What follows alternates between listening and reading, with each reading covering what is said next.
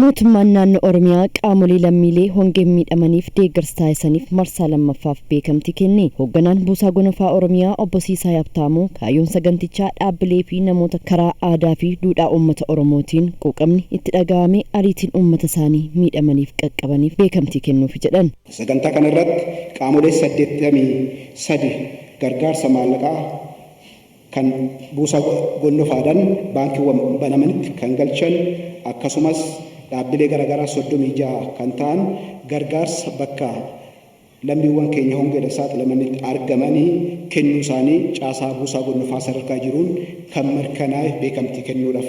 Lammiileen biyyattii biyya keessaa fi alaas lammiilee rakkoo uumamaa fi namtolcheen miidhaman deeggaruuf miseensa buusaa gonfaa akka taatan jechuunis waamicha dhiyeessan. Hirmaattoonni sagantaa kanaa fi hawaasni bal'aan kallattii tamsaasa kana gara OBN'tiin hordofaa jirtan hundi miseensa buusaa gonfaa ta'uun rakkoolee namtolchee fi uumamaan quunnaman waliin akka qolan waamicha dhiyeessaa.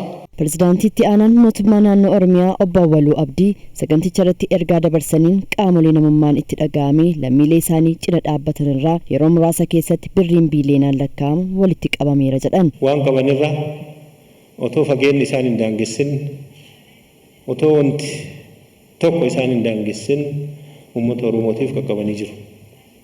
Har'a yeroo isin hafuu dhaabbatu kana torbaan 3 keessatti yoo xiqqaate qarshii fakaakuun biiliyoona 1 fi miiliyoona 200 ol sassaabnee uummata biraan gahaa jirra.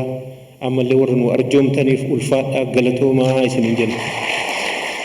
Mootummaan naannoo Oromiyaas hongee mudateen lubbuun lammiilee akka hin darbineef hojjechaa tureeras jedhan obbo Awwaluun. Baran haga ammaatti qofatti kumtaala miiliyoona 2.2 ol ta'u mootummaa federaalaa irraa mootummaa naannoo irraa arjoo warra nu arjooman miti mootummaa irraa waajjiraalee mootummaa irraa uummata Oromoo irraa walitti sassaabnee uummata kana lubbuu hambisuu dandeenyeerra.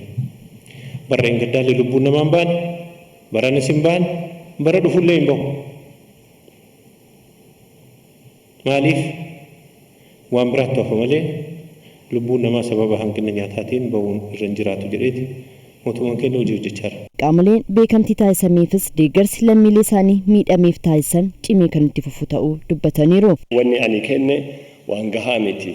Uummata keenya ka miidhameef ka beela'eef kana mallaqa miti.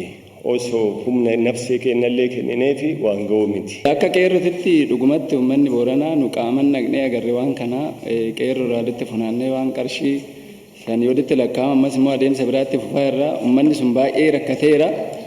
Ammatti immoo gara fuulduraatillee uummanni rakkachuun qabu waan jedhu saniin kallattii biraa baasnee irratti hojjechaa irraa. Ministeerri raayyaa ittisa biyyaas birmadummaa biyyaa fi lammiilee kabachiisuun cinatti dirqama lammummaa irraa eegamu ba'uuf lammiilee hongee naannoo Oromiyaatti mudateen saaxilamaniif kan oolu birrii miiliyoona 100 deeggarsa taasise.